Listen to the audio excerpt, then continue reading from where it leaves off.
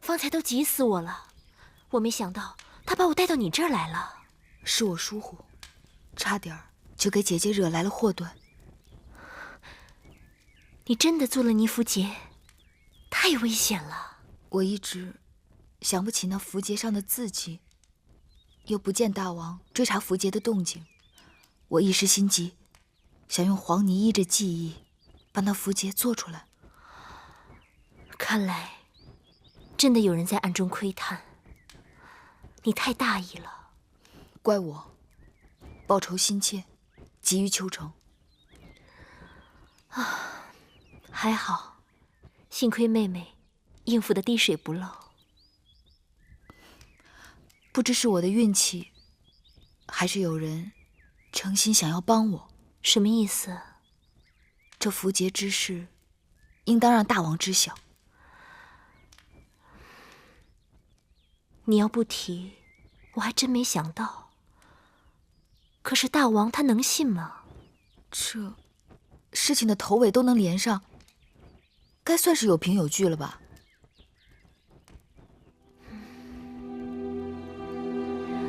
要不你去与大王说吧，我还是不要去说了，免得大王多心。好。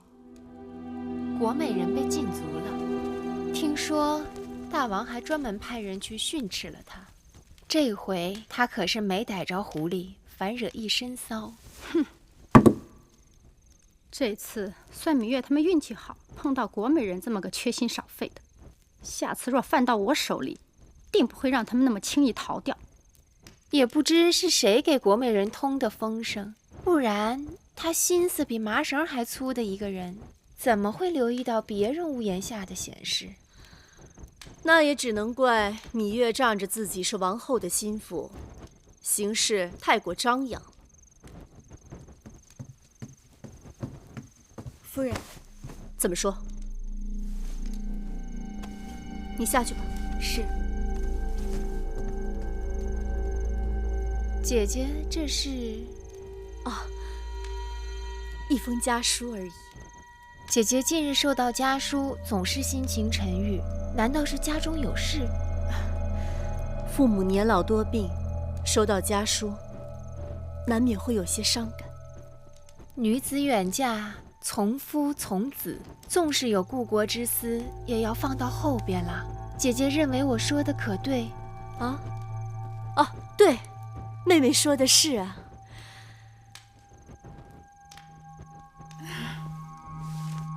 天色不早了，妹妹先回去了，你们也早些歇息。妹妹慢走。姐姐慢走。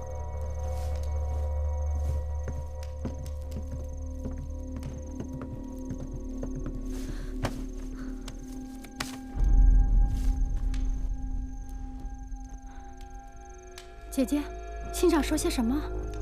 她说她会尽快将这符节归还于我，即使有什么差池，她也早有万全之策。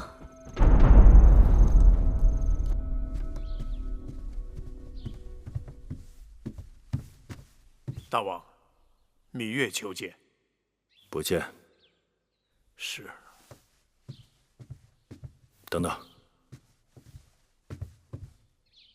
让他进来。是。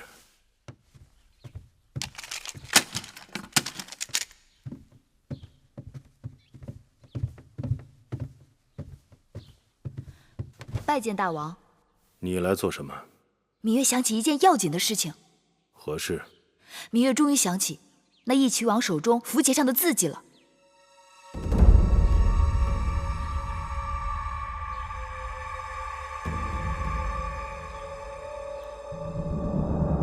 大王不想知道那是个什么字吗？何字？芈月用了些方法，终于想起，那是个魏国的魏字。大王，此事重大，该立即寻根究底，找出那背后作怪之人。芈月，这些天你已把后宫搅得天翻地覆，寡人睁一只眼闭一只眼由你去了，你却不识时务，不知进退，一味胡闹。你从义渠草原回来，已有大半年之久，突然信誓旦旦地说，你曾见到义渠王手中有个符节，又突然说那符节上刻有一个魏字。你记性好，为何当初从未提起过符节？现在想起来再说，谁知是不是心悸多梦，梦中生幻？寡人最恨后宫无事生非。我问你，是不是王后让你来的？不是，王后并不知晓。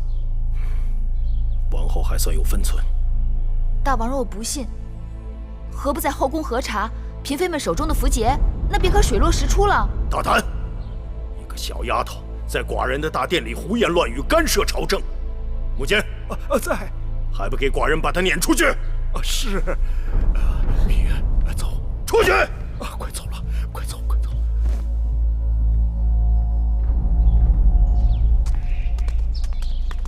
大王为何不信我说的话？大王不信，自有大王的道。难道大监也不信我说的话？老奴信不信，并不重要。那你昨日为何要帮我？老奴何曾帮过你啊？大监，回去吧。小时老奴听人讲，说这天会塌下来，吓得老奴是日日都在望着天。直到今日，老奴才知道这天塌不下来。你自己也别跟自己过意不去了，回吧。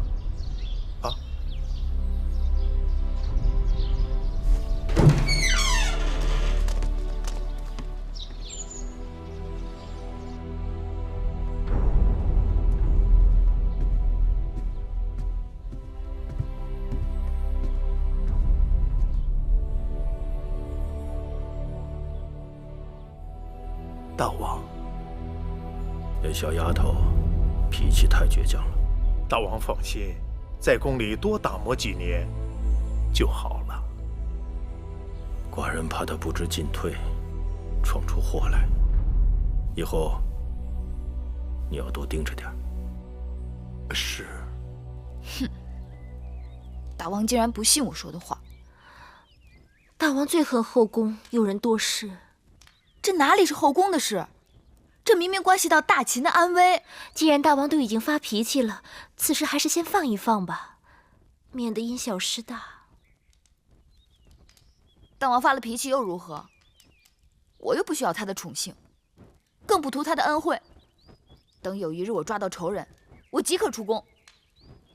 妹妹可以说走就走，姐姐怎么办？幸亏妹妹告诉大王，此事与我无关，不然大王说不定会疑心是我在背后惹是生非，兴风作浪呢。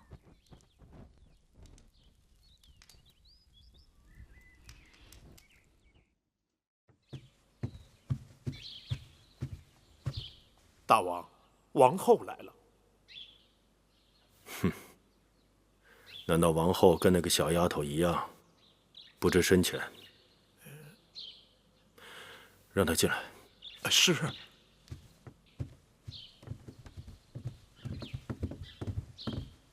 臣妾拜见大王。王后来此有何事啊？臣妾让从楚国来的乐伎们新排练了几支歌舞，想请大王闲暇时去清凉殿坐坐，换换心情。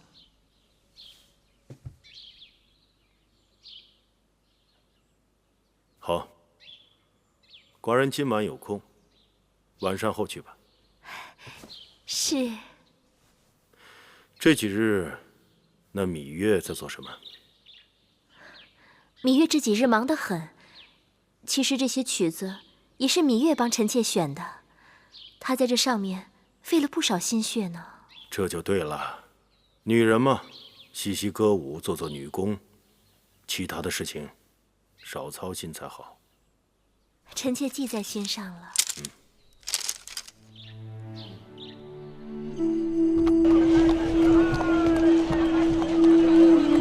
大人，魏国国君派使臣给大良造送来2马车珠宝细软，还有10个魏国美女。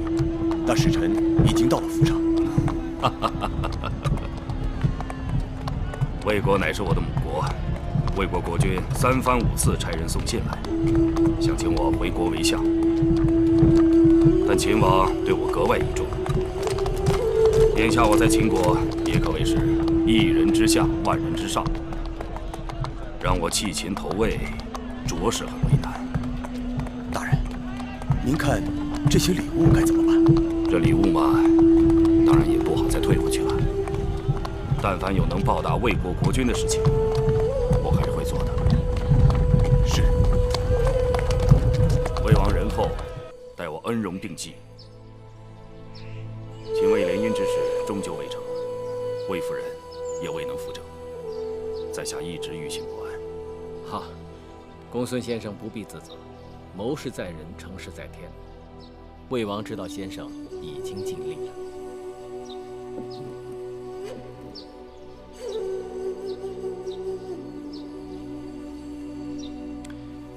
先生以为张仪此人如何呀？张仪，小人也，贪财如命。此人在楚国之时，便因偷盗之罪，遭朝阳暴打。后来来了秦国，又妄图贩卖他的连横之说。可是他不知道，列强征战，凭的就是实力，只有一场一场的胜仗打下去，才有可能屹立于群雄之上。我以为先生不可轻视张仪，此人能被秦王看中，也确实有其才华。先生性情率直，还当收敛为是。秦王淫肆为人，不似孝恭厚道，先生乃堂堂君子，当防小人世间呐。当年我公孙衍离魏入秦，便是听说秦王知人而善任。如果秦王是个明君，倒也罢了；倘若有一天他变得昏聩无能，只听从小人摆布，那我公孙衍又有什么必要留在秦国呢？魏王就是钦佩先生的率性。先生如今在大秦朝中如日中天，但人无千日之好，花无百日之红。眼下当趁处女尚未坐稳后宫，尚未生下嫡子，先生应祝公子华早日登上太子之位才是，以免夜长梦多，变生昼夜。倘若公子华能立为太子，自然对魏国有好处。但是秦王知道，此前我一直力主将魏夫人扶正，阻挠秦楚联姻。如果此事我公孙衍再出面，恐怕事与愿违啊。公孙先生，此事别着急。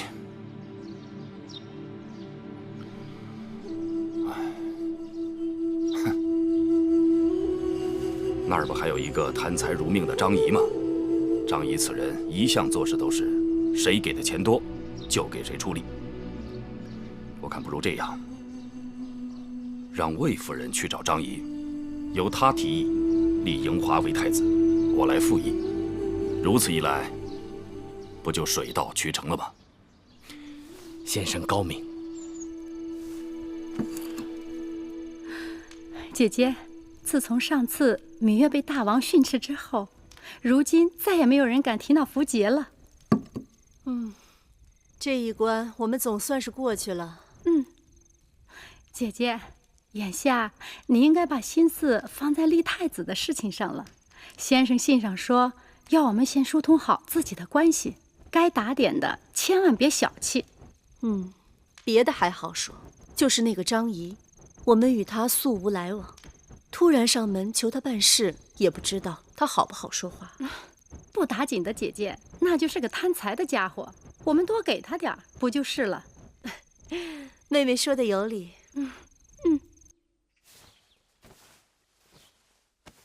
这件怎么样？奴婢看王后穿这件红色的最好看。这件红色的是好看，但要是我说，这件杏黄色的更好看。妹妹，姐姐，这是宫里的绣娘们做的新衣。可不是，我让人给唐夫人、国美人和樊少使各送了几套，给你也做了几件，一会儿记着带走啊。多谢姐姐。眼下也就魏夫人和魏少使还没送。姐姐，还是给他们也送几套吧，免得他们有声闲话。我就是不想给他们送，你知道吗？这阵子他们一直与我作对。我跟你说啊，好了，就这样，你们把这东西都拿走吧。是。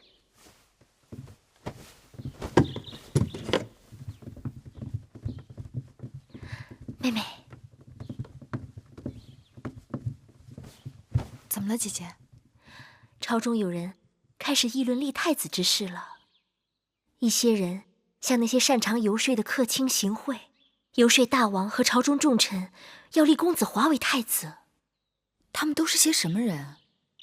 那些游说之士，凭着3寸不烂之舌，游走列国，呼风唤雨，搅起风云无限。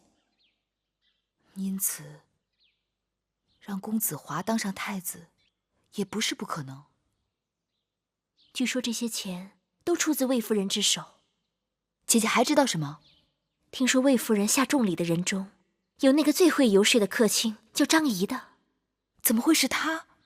你当日被一群人抓走，大王就是派他去游说一曲的，用600车粮食把你换回来的。他的口舌功夫也由此在朝中有了名声。张仪对我有恩。是啊，我知道妹妹与张仪的交情，所以想求妹妹出马，让张仪千万不要帮错了人。此事重大，我不知道张仪肯不肯帮忙。人人都知道那张仪爱财如命，不就是送钱吗？魏夫人送多少，我们送多少，不会亏待她。君子爱财，取之有道。张仪这个人，看似无德无行，但实际上却是胸有丘壑，极为自负。他如果爱财，以他的能力，他只会自取，绝不会为钱财所驱使。如果单纯只是以钱财贿赂他，只怕会得罪了他，适得其反。那怎么办？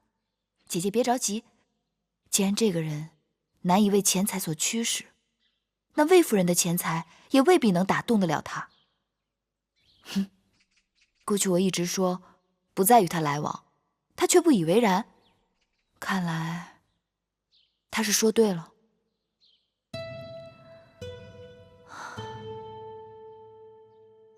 变化无穷，各有所归，或阴或阳，或柔或刚，或开或闭，或赤或张。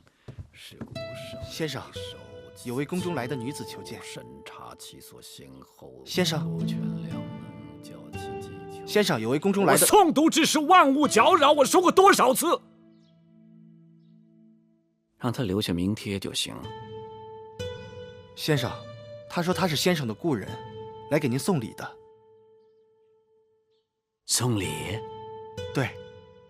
故人？对。快请。是。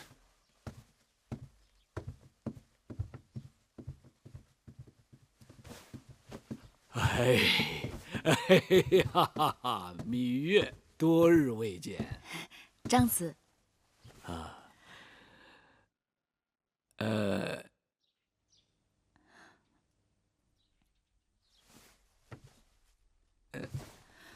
礼呢？你怎么两手空空就来了？啊，这是一袋晒干了的木樨花，蒸饭烹茶的时候放一点进去，倍增香气。这一袋是茱萸子，随身佩戴，驱邪去恶。倍增香气啊，驱邪去恶啊，就这2样东西，你就把我打发了？我到你这里来，还要请求你给我指点迷津呢。你这哪是送礼，你这分明是讨债来了。我还未张口，你怎知道我要说些什么？来，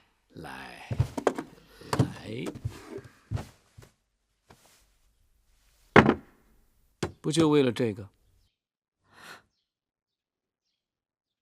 张子是神人，难道你也听说了我被大王训斥之事？宫里刮点小风，宫外就瓢泼大雨，这事能瞒得了谁呀？你是过于心急了。大王做事自有他的道理，你只可顺势而为，借力打力，莽撞只能坏事。可大王不信我说的话。实则虚之，虚则实之，信不信得看最后的结果。眼前的东西都不足以作为最后的定论。多谢张子提醒。好说。我还有一事，要请张子帮忙。芈月啊，这我可得说你了。你我虽说有交情不假，但交情是要交来交去方能有情，要不然就像花钱一样，一味使用是会花光的。这事张子先不要回绝，听了再说。听说最近有人花重金拜托张子行游说之事，对吗？不错。那有何办法能让张子放弃对方的托付？对方给多少金，你给多少金吗？这么简单？我仅仅闭上嘴巴而已。那要是请张子，不仅仅是闭嘴，而是要反向而行呢？那就另当别论了。据我所知，魏夫人托付的绝不止我一个人，甚至更有位高权重的，如大良造公孙衍、甘茂等重臣。这事难办。我说了，这事难呐。天下事再难，也难不倒张子啊。张子只要答应了，王后那边定有重谢。不嫁不色，胡曲喝300禅兮；不狩不猎，胡张儿庭有玄环兮。比君子兮，不素餐兮。张子是真君子，绝非不劳而获之人。所以说，你这是答应我了？只要王后给出足够的酬劳，张子就能摆平此次风波。聪明。那张子要多少酬劳？你说一个太子位值多少酬劳？500金。我张仪没见过500金吗？1000金。才加了500。那要多少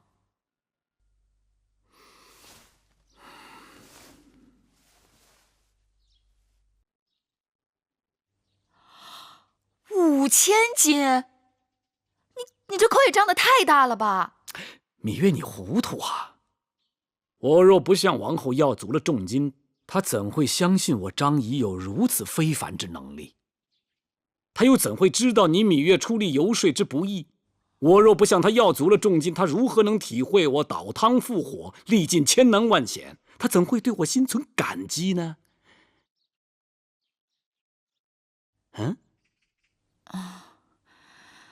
这话似乎有点道理。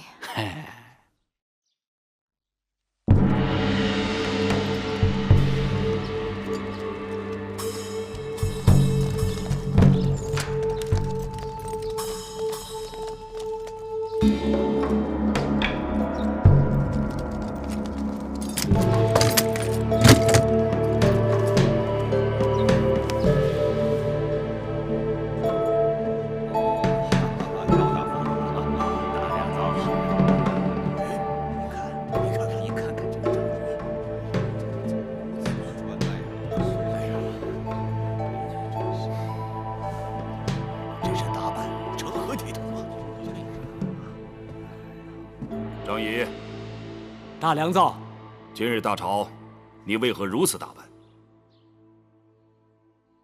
如此打扮，有何不妥吗？周礼四府早有规制，诸侯与其臣，皮鞭以示硕；朝服以日示朝。身为大秦臣子，应知冠冕朝服本为百官进谏、主君议政之服饰。你看看你今天什么样子，头无冠冕，蓬头散发。你眼里还有大王吗？啊，原来大良造眼中只有衣冠，没有人品。如果穿戴冠便朝服就能面君议政，那这大殿上保不准就会混进一些徒有其表、衣冠楚楚之禽兽。再者说，尊不尊君王，不在嘴上，更不在脑袋上，而是在心里。纯属无稽之谈。张仪，你这个家伙，行为放浪，言语轻狂，你以为自己是什么人？我张仪自然就是张仪，但不知在大良造眼中，我张仪是什么人呢？大王到！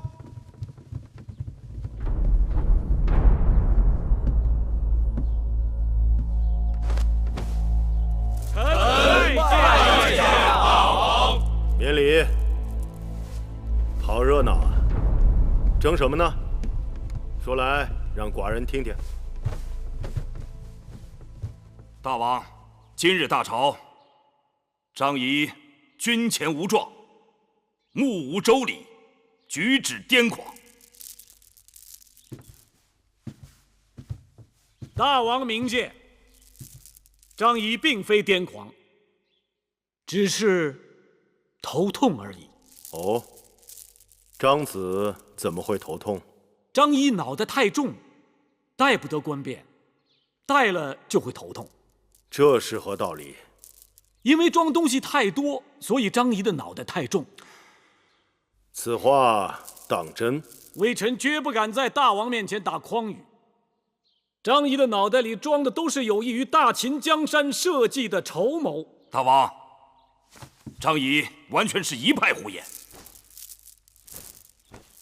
张子，你可不能光卖弄口舌，寡人要的是真格。既然你说你的脑袋比别人的重，寡人信你一次，但你要把你的筹谋一一拿出来，给寡人看看。一诺无辞。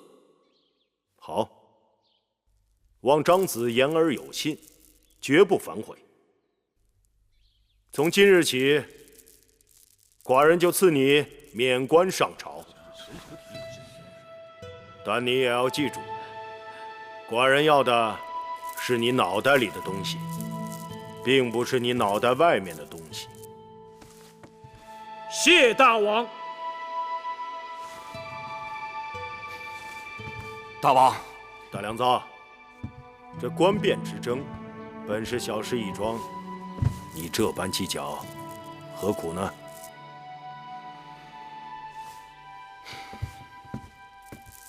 今日早朝，众卿有何事要奏？禀大王，微臣有事要奏。这几日想必大王早有耳闻，朝廷上下飞短流长，众人关注大秦社稷天下，纷纷议论大王应该适时立下太子。张子的话有理，立嗣乃国之根本。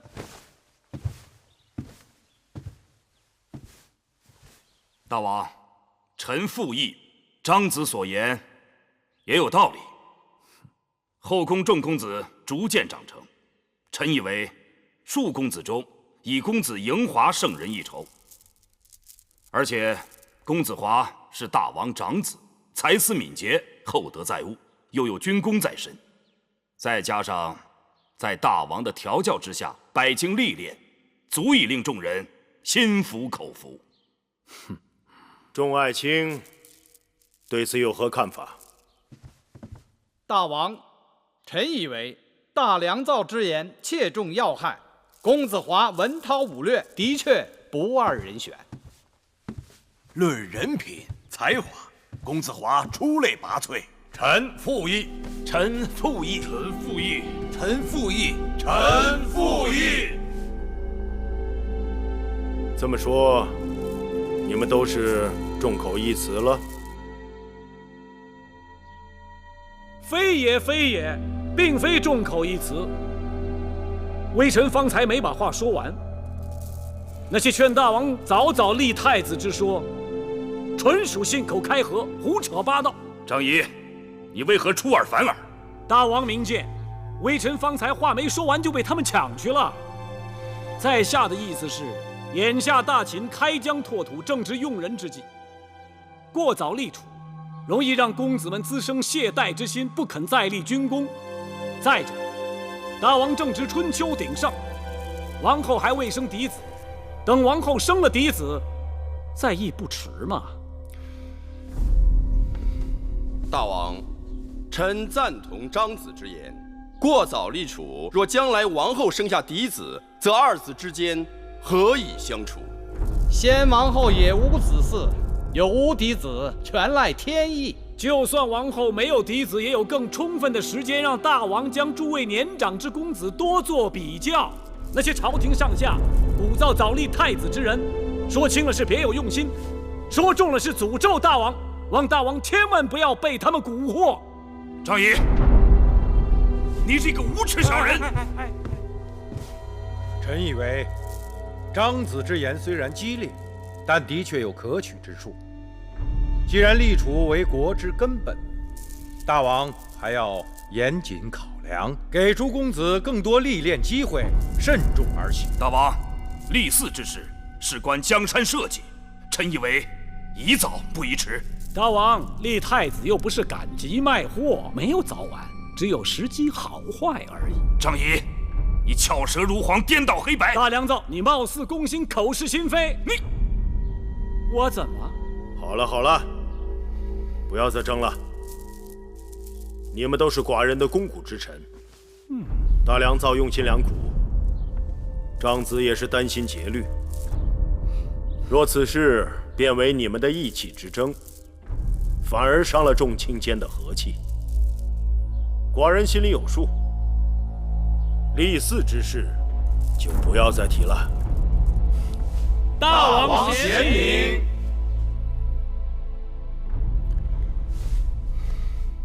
姐姐，你找我？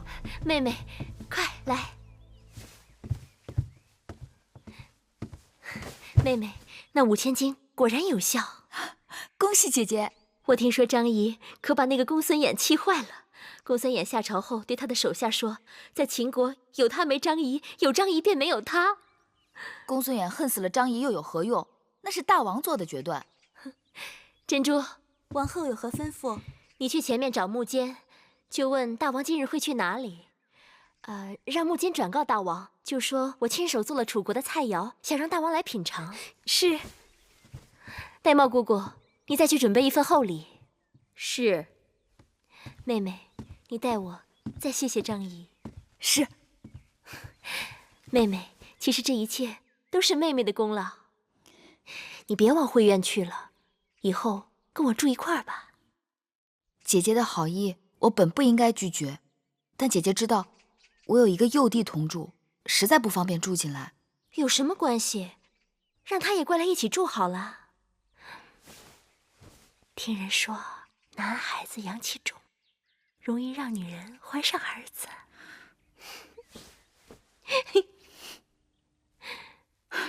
这个张仪真是太该死了，竟然坏了姐姐大事。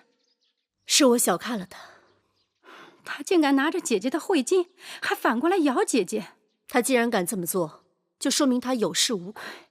可他不过只是一个普通的客卿，连大良造都败在他手上。今后你我不得不提防他了。哼，绝不能这么轻饶了他，一定要好好想个法子教训他一下。暂时还不能公开得罪他。为什么呀？张仪此人心术不正，除了爱财，还觊觎大良造之位，所以不管大良造说些什么，他都要反对。但是此人舌辩无双，得罪了后患无穷。那不是叫人吃了亏，还不能抱怨吗？抱怨无用，要能使他为我所用才好。怎么说？我在想，他既然能坏了我华儿的大事，说不定有一日也能成就我华儿之事。夫人，公子来了。华儿，华儿拜见母亲。魏少使。花儿，哎，你怎么突然回来了？我随司马将军进宫禀事，顺便来看看母亲。快让我看看。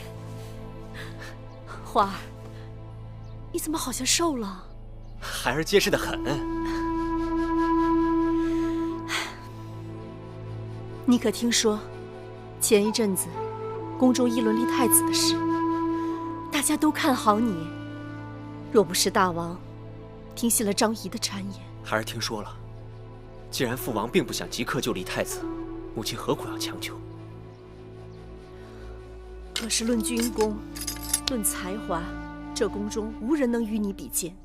那母亲更不用焦急，让孩儿用军功说话。姐姐，公子说的有些道理。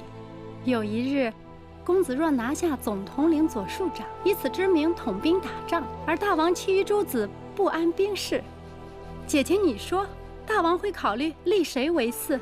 可是，一拖再拖，万一王后生下嫡子，皇口小儿，怎能与国家栋梁相比？来，华儿，跟母亲好好说说话。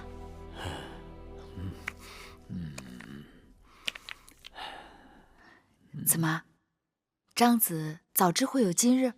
张仪做事自然要走一步看三步。会不会眼前这件事情，从头到尾也是你一人操纵？那倒不是。开始是魏夫人想要我游说大王立太子，我本无此意。可后来听说他向朝中多位重臣一一送礼，更有那公孙衍想拿我当枪使，我张仪岂能任人摆布？那魏夫人真是自作聪明。若是人人都求道，人人都答应帮忙，那若是不成功，岂不是人人都没有责任？没错，我张仪的心胸可以容纳四海，却也会分寸计较。我跟公孙衍不和，他想把我玩弄于股掌之中，他玩得动吗？其实，王后就是不求你，你也要把此事搅黄，对吗？敢问芈月，如今这天下是什么样的天下？大争之事，人人皆有争心，不争则亡。说得好。话说回来，后宫之争本与我无关。张子是侧室，要的是立足朝堂，纵横列国。不错，但后宫之事如果剑指前朝，我就不能再袖手旁观了。所以，张子不是收礼办事，你是在借力生事。知我者，芈月也。多吃点儿，吃饱了带你去透透风。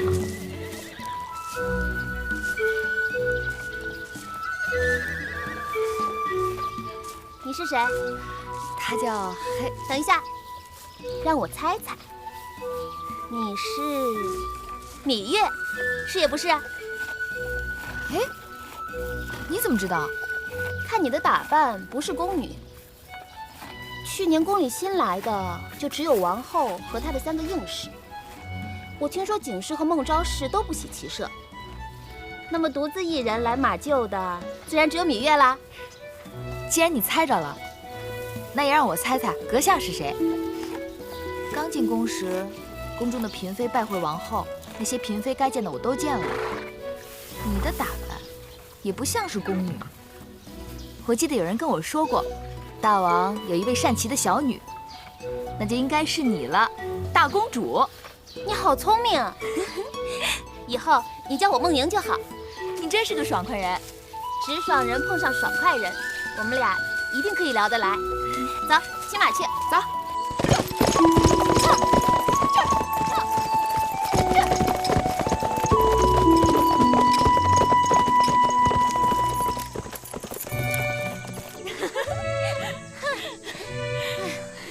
碰上我你可真幸运。为什么？因为在这宫里，除了我以外，你是骑马骑得最好的女子。若没有我，你得多孤独。哎，你从小就爱骑马吗？从我3岁的时候，我父王就开始带我骑马了。我觉得我父王是这世间最英雄的君王。总有一日，我父王会成为秦国扩张疆域最广的君王。也许吧。你觉得我父王如何？啊？我父王？我很敬重他。敬重？难道只是敬重？难道你就不想成为我父王的女人？难道你不认为我父王是个大英雄吗？聪明秀出谓之英，胆力过人谓之雄。但这些只是可敬不可进。何况我心里已经有人了。谁呀？是秦国人吗？他是楚国人，我们曾经相约要共度一生的。眼下我留在后宫，也是因为他。大王，楚国接连几次派使者前来咸阳，讨要商于600里之地，说是大王当年郢都求婚之际曾有承诺，但是都遭到大王拒绝，楚王因此怀恨在心。眼下楚国与齐国已经结盟，似有向我大秦动兵的迹象。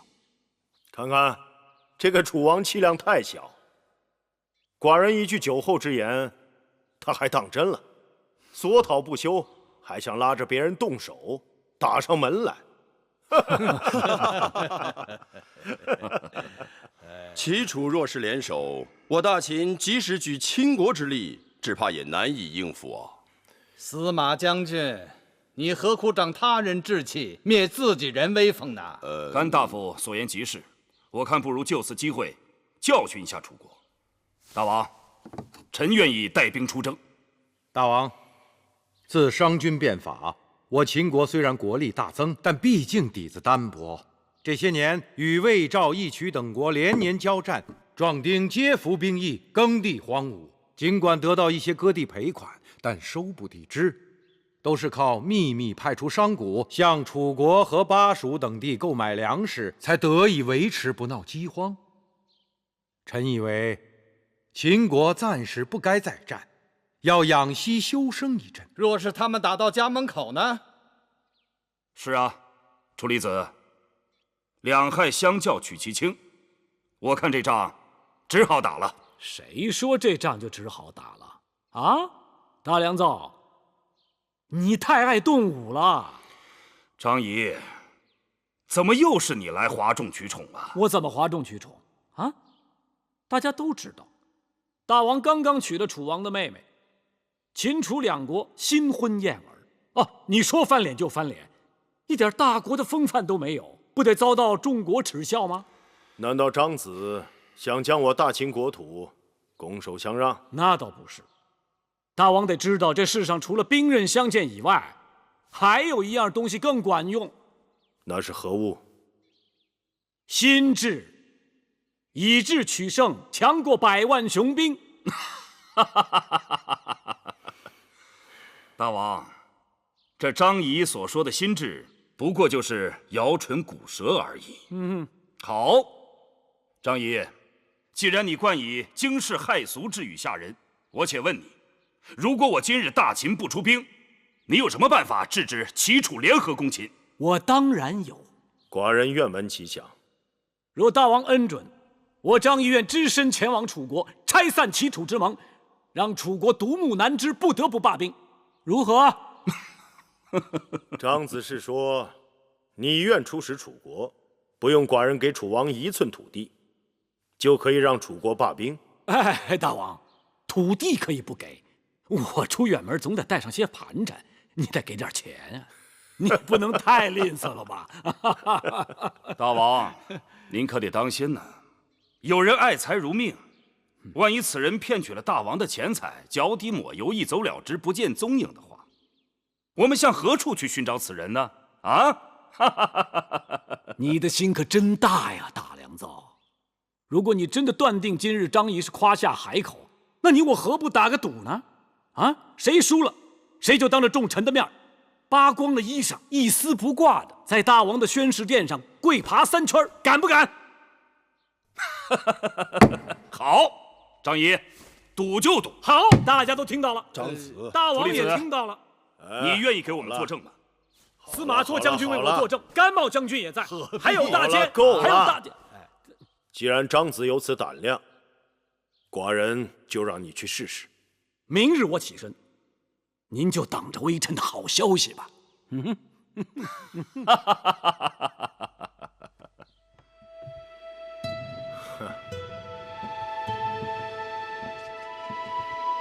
好，王后果然别具慧眼。这交坊殿经过你的手，显得雍容典雅，面目一新。大王谬赞，臣妾不敢过于奢华，用的大多都是臣妾的陪嫁。这新添的陈设，颜色上多了一些缤纷，材质上用的都是楚国的绸缎绢丝而已。甚好。秦人向来崇尚简朴素雅，但有时难免刻板乏味。寡人娶了楚国公主，寡人的后宫也有了楚国山水的旖旎绚烂。既然交坊殿已经整修完毕，王后也搬进来住了，不妨叫上宫里的嫔妃们一起到这里热闹热闹。是大王，臣妾感激大王对臣妾呵护有加。臣妾深觉能嫁与大王是自己幸运。那你就为寡人早早生一个嫡子吧。臣妾听说，大王甚为喜欢公子华。你是后宫之主，寡人所有子嗣都可算你的儿女，华儿也是如此。是，臣妾知道了。楚离子跟我说起，当日收拾战场之时，曾有人捡到一个东西，打听许久，才听说好像是你的。母监。是。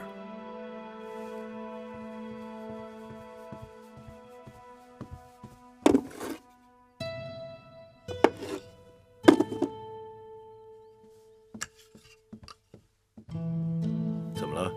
这不是你的吗？这排箫是月妹妹的贴身之物。不管是谁的，物归原主，总归是佳话。是。对了，你那个妹妹最近怎么样？月妹妹喜欢清静，带着几个贴身的人一直住在慧院。臣妾也思忖着，那慧院破旧局促，想邀她与臣妾一起住，可她却不肯。那个丫头有点犟脾气，臣妾只好随她了。她要不犟，就不是她了。如今你是一宫之主，不能只顾姐妹情面，而由得她那爱闯祸的脾气在外面惹事。是，大王。好了，寡人要走了。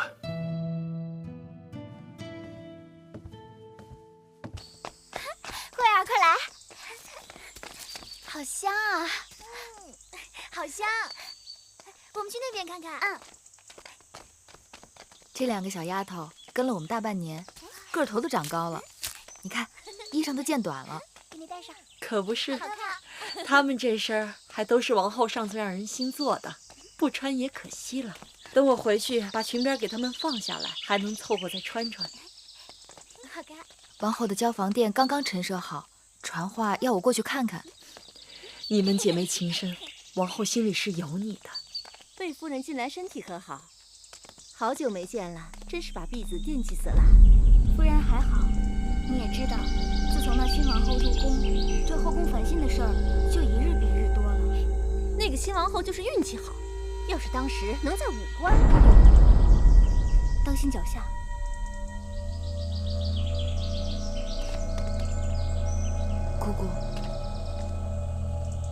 姑姑是否觉得那人的身高面容有些眼熟？在武官驿馆，我日日与那厨娘打交道，就算扒了她的皮，我也认得她。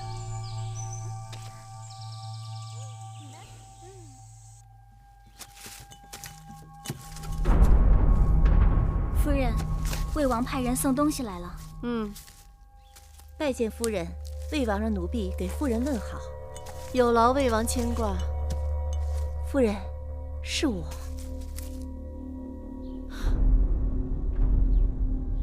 你们都下去吧。是。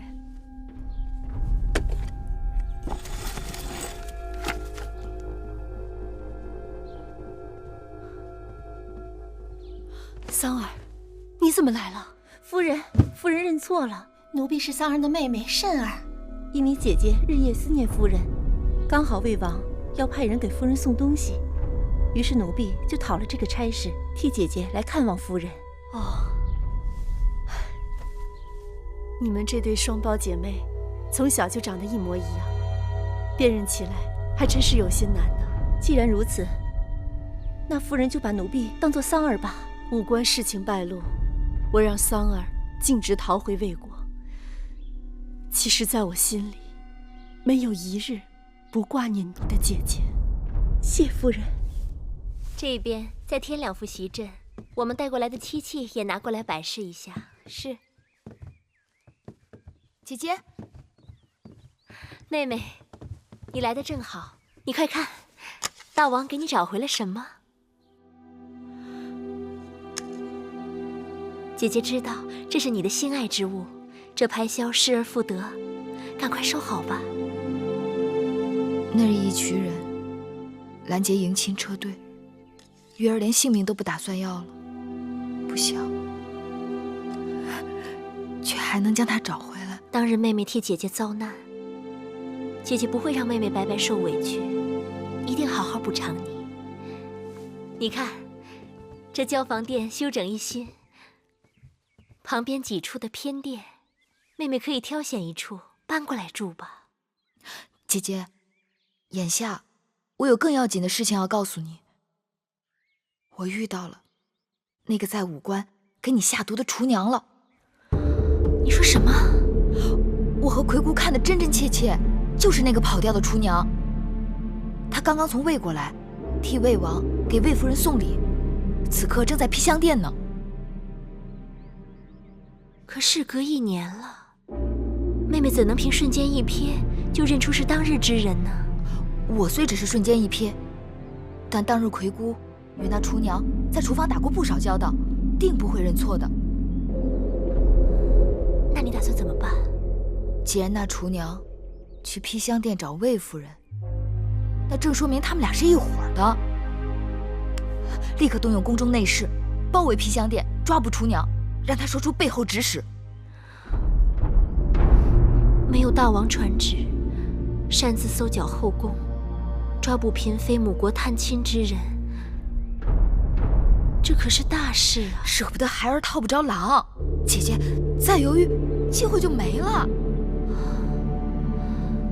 不行，你的话乍听起来有道理，但细想想经不起推敲。除非你我有稳抓的把握，不然还是不要鲁莽生事的好。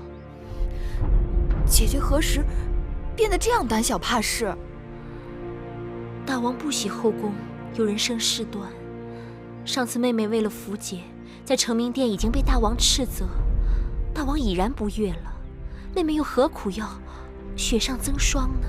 当日那厨娘害得姐姐几乎丢了性命，我说什么都不能对她心慈手软，更何况害姐姐的人就是害子歇的人。姐姐知道你报仇心切，但天下事进退有度，两害相权取其轻。姐姐怕这怕那的，就不怕养虎为患吗？并非姐姐不愿出手，我是怕抓不着狐狸，惹了一身的骚气。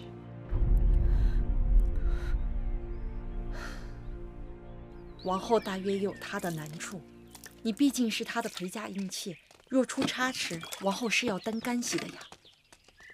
明明仇人就在你眼前，你却拿他无可奈何。夫人，夫人，他们是不是察觉到什么了？那个瘦女人好像要出宫。什么？慧儿呢？在那盯着呢。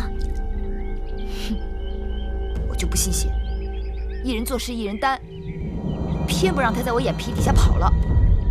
月啊，走，真的不像往哪评理，你抓错人了。外面在闹什么？是芈月逮住了魏王给魏夫人送礼的人，说此人曾在去年在武关给王后下毒，被发觉后潜逃。魏夫人得知来抢人，两边闹了起来。这到底怎么回事？大王，这女子是魏王派来给臣妾送东西的奴婢，芈月无理取闹，竟将我母国来人随意拦截侮辱。芈月与他无冤无仇，何苦要与他过不去？这女子明明就是去年在武关毒害王后的凶手。芈月血口喷人，这女子与王后从无交集，应将她指认为下毒之人，欺人太甚。芈月绝不会诬陷一个清白好人。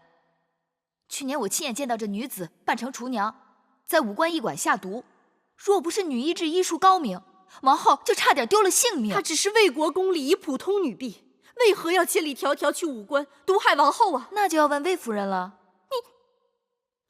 你竟然将这脏水泼到了我身上，大王，臣妾实在冤枉，你可要为臣妾做主啊！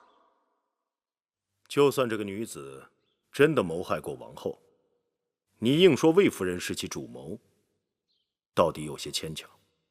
芈月打探过了，这女子叫桑儿，宫中人人皆知。她曾是魏夫人的贴身陪嫁侍女，在秦宫侍奉魏夫人多年，与魏夫人十分亲近。可就在去年年初，王后临嫁入秦宫之前，她突然离开了秦宫，踪影全无。若不是事出有因，这突然失踪也太蹊跷了吧？你抬起头来，寡人记起你了。芈月说的没有错。大王，奴婢不是桑儿，奴婢是……大王，这桑儿绝非是芈月所说的下毒之人。魏夫人说的是，武关下毒之人绝非桑儿。芈月不会看错，当日谋害王后性命的人就是他。大王，芈月捕风捉影。去年年初，桑儿的母亲过世，父亲病重，桑儿是家中独女，我给了她些盘缠，便让她回魏国尽孝了。从此她留在魏国，再也没有回来。此事在我皮香殿人人皆知，大王尽可派人去查问。大王，魏夫人打算害人，当然要将进退早早盘算好，找个口实还不容易。芈月这是处心积虑的，要陷害臣妾呀！你到底是人是鬼，心里应当明白。大王，臣妾实在是冤枉啊！自打王后入宫，便一心想在宫中立威。臣妾帮着先王后打理后宫事务多年，被王后视为眼中钉，欲除之而后快。眼下，他又指使自己的应妾来陷害臣妾。大王，王后来了。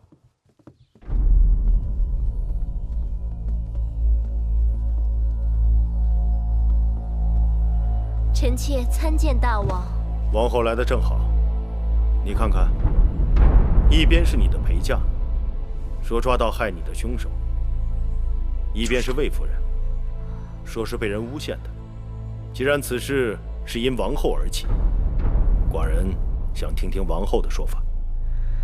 臣妾在武关确实被人下毒，事发后也向蒙敖将军通报，但因凶犯逃走，此事就不了了之了。害你之人是这个女子吗？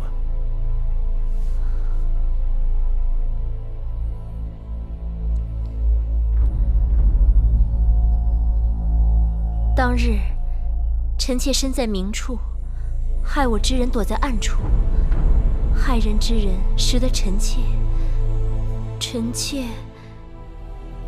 却不知被谁人所害。那你以为下毒之事跟魏夫人有关吗？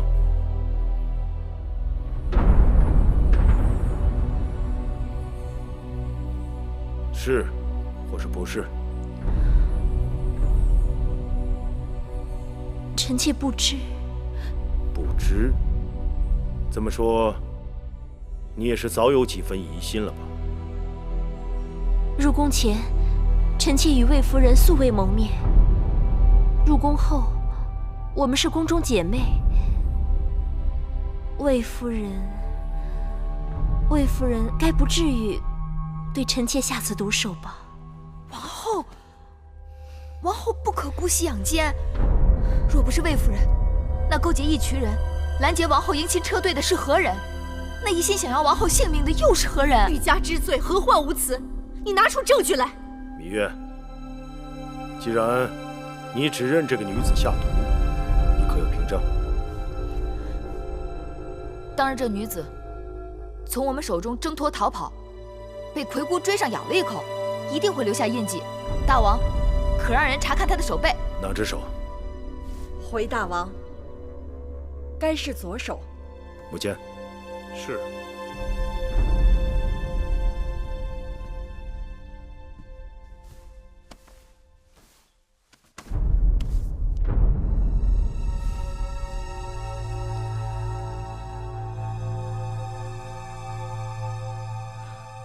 怎么？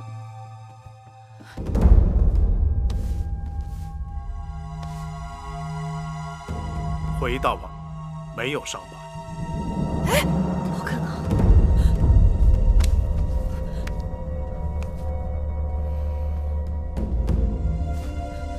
大王明鉴，臣妾一生清白，却被人诬良为盗，此刻水落石出。大王，你可要为臣妾主持公道啊！芈月，你还有何话可说？下毒的人明明是他，手背上怎么一点印记都没有？你说呢？那下毒的人是他，又不是他？芈月，你胡闹够了没有？依寡人看，此事自始至终都是空穴来风，只是你芈月无事生非，无中生有。你把寡人的后宫搅得鸡犬不宁，如不重责，难以服众。大王，芈月犯错都是臣妾管教不严，求大王开恩，让我把她带回去，好好教训。王后向来仁厚，小责小罚，却不能让芈月长记性。寡人罚她从明日起接连10日申时和酉时，给后宫花园打扫路径。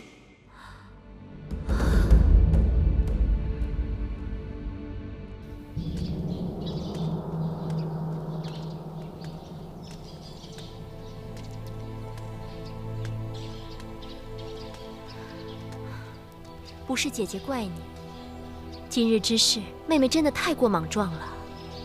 我是怕那真凶跑了，就再也抓不回来了。可如今抓错了人，反倒让魏夫人他们无理变有理了。我就想不明白了，那张脸绝对不会认错，怎么竟然不是他？好了，现在说什么都没有用。大王罚你在后花园扫地，让别人看了笑话，有什么了不起？扫地，总会比擦洗高堂台的台阶更难吧？你呀，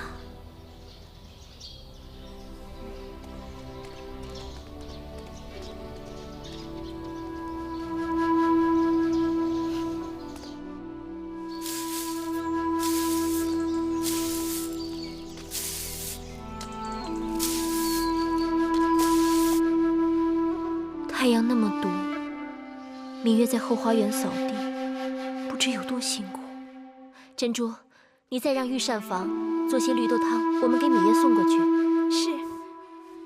王后真是心地纯良，芈月整日在外面给王后招惹是非，王后不仅不责怪，还要送绿豆汤犒劳她。昨日在承明殿，月儿是为了给我出头，才被大王斥罚的。说起来总是内疚。王后诧异，芈月不过是王后的陪嫁应妾，她一向张狂，自行其事。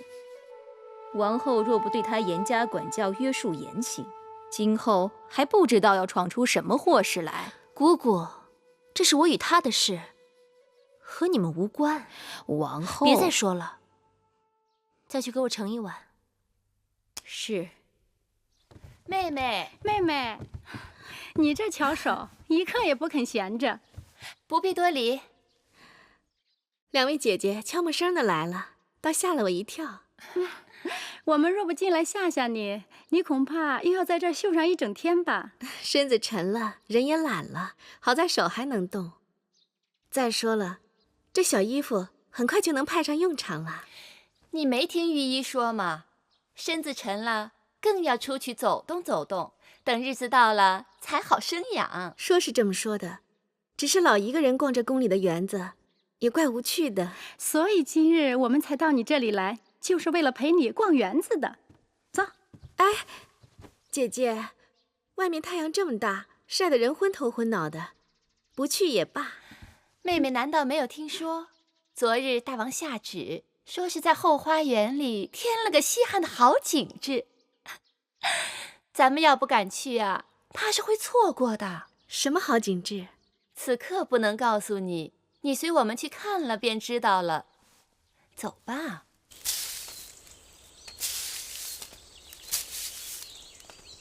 哟，你们看，那是谁呀？还能有谁呀？那不就是王后的亲妹妹芈月吗？芈月怎么会在这儿，还做着宫中下人的活计？芈月犯上作乱，诬陷魏夫人，被大王责罚到后花园扫地来了。这个，不会是你们要带我来看的景致吧？怎么样，妹妹？看着还赏心悦目吧？还是算了，我们还是回去吧。我们犯不上招惹他们。怎么？因为他我被禁足1个月，还没出这口恶气呢。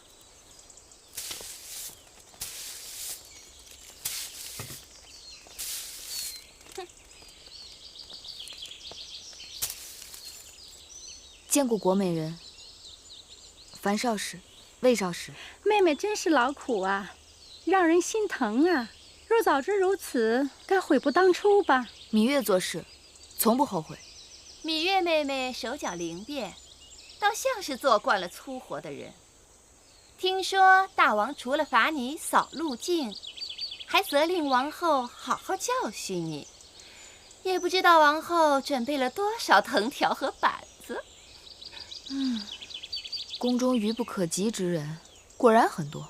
可惜王后今日的板子是打在自己的身上，大约该是有几分疼了。国美人，你擅生是非，谣言惑众，藐视中宫，你可知罪？芈月，你敢教训我？被别人当枪使唤，还到处卖弄，真是愚不可及。站住！姐姐，这死丫头气焰也太嚣张了，她完全就没有把你放在眼里呀。算了吧，我们还是回去好了。你尊卑不分，竟敢顶撞于我！来人，把他拿下！哎呀，可怜呀，可怜！现在让我可怜你，迟了。不是说你可怜？少废话，张嘴！谁敢动手？拜见王后。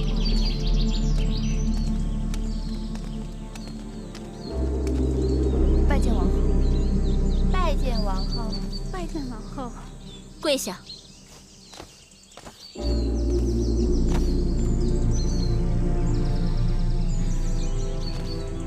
樊少使，你身子不方便，起来吧。谢王后。我竟不知道，这后宫中原来谁都可以越过我，来处置我的应试。臣妾不敢，王后明察。你是说我糊涂，看不清对错？太阳刺眼，看不清也是有的。哼，好，就算我眼神不济，你倒是说说，这芈月到底有何过错，要你来罚她？她一个没有身份的应妾，居然敢跟我顶嘴！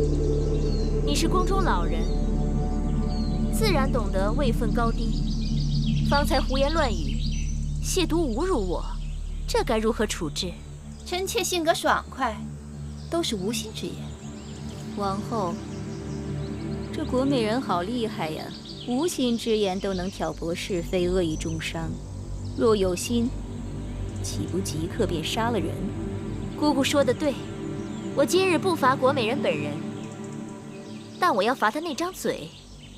她既然喜欢长嘴，那就自己长嘴，20下即可。难不成要我请人帮你，更为妥当？王后，国美人服侍大王10多年了，即便是没有功劳，也是有苦劳的。求王后给他留点颜面。己所不欲，勿施于人。今日我要不罚他，怕他是没有记性。珍珠，是。你给我一下一下的数好了，要打得响亮，打闷了、打轻了都不算数。是。打呀，快打呀！打得太轻，这下不算，再打。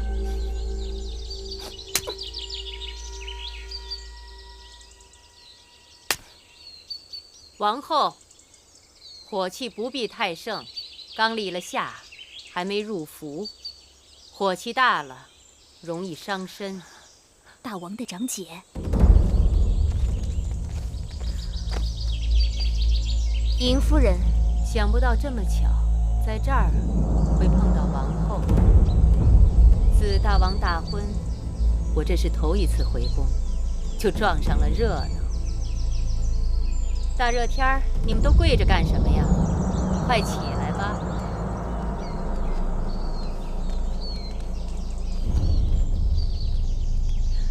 尹夫人明鉴，臣妾无罪，不过就是多说了2句，并没有犯什么大错。王后竟然这般羞辱我！王后乃后宫之主，无论是大错小错，罚你总有罚你的道理。你是后宫之主，是中宫，更应该宽厚仁德，别动不动就罚跪掌嘴，会吓坏人的。尹夫人有所不知，是国美人先动手打人的。是吗？可我怎么看到的，却是国美人被掌嘴，哭哭啼啼的。啊，夫人！啊，夫人！啊，夫人！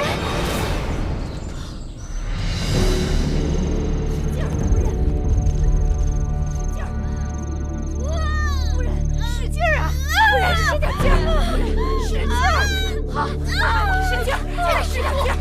快了，快了！使劲儿！夫人！王后这般羞辱我，我还有何颜面在宫中活下去啊？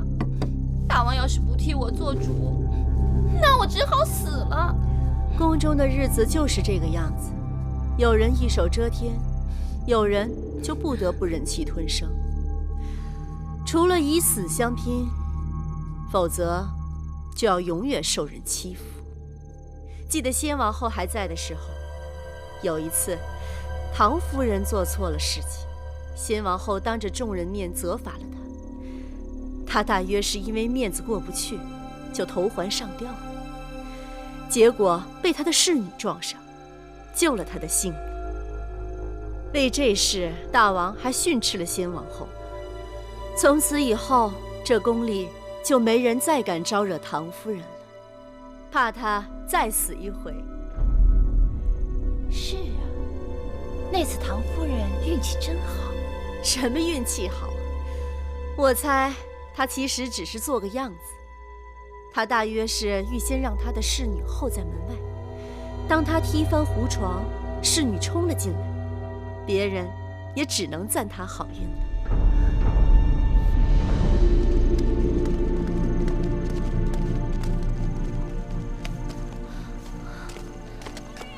臣妾参见大王。大王，樊少时就要生产了。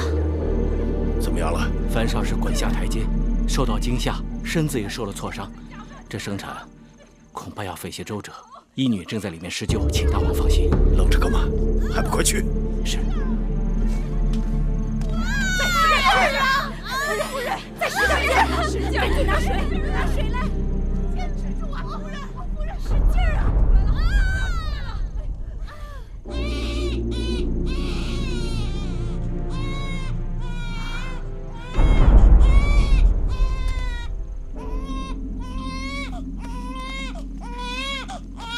恭喜大王，贺喜大王！樊少时生了一位公子。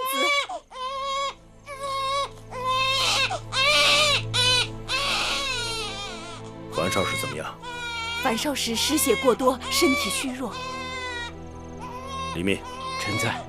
寡人将樊少师交给你，务必要让他康复。是。臣妾恭喜大王，又得了一位公子。大王，大王救命！大王救命！又出什么事了？国美人被王后施以掌刑，不堪受辱，投环自尽了。大王，你是后宫之主，看看你做的好事。大王，这不干臣妾的事啊！寡人明明听邢夫人说，国美人跟芈月口诀几句，你却大发雷霆，让国美人掌嘴，吓得那胆小的樊少师滚下台阶。你呀，太让寡人失望了。大王，大王，王后，姐姐，姐姐，王后，太医，太医，姐姐。